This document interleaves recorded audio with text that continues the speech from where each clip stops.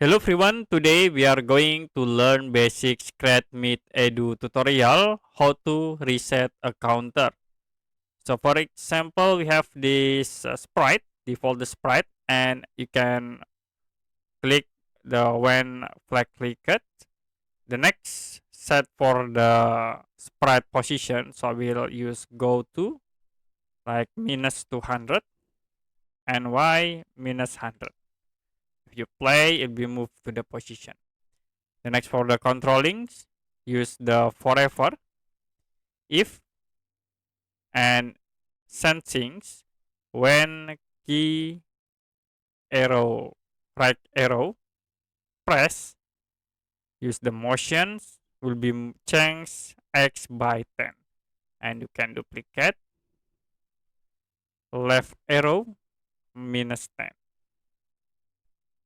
Now if you play, press right arrow and then left arrow. The next we create again like another sprite like into this apple. I will move into here.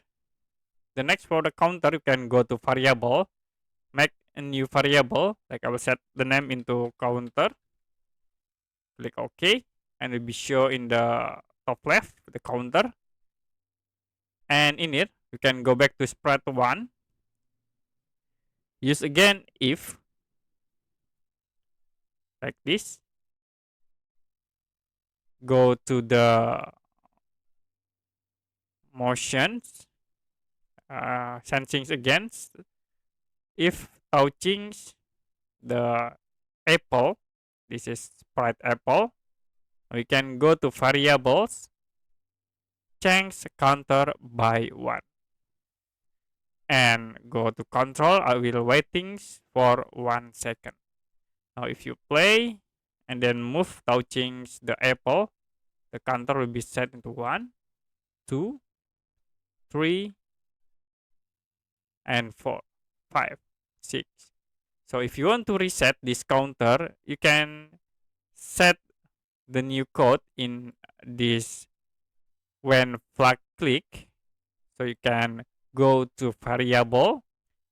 When red flag click, you can set the counter to 0. So if you please press this star, the counter will be set to 0. And you can move again, touching. Now stop. And then press again star, it will be reset to 0.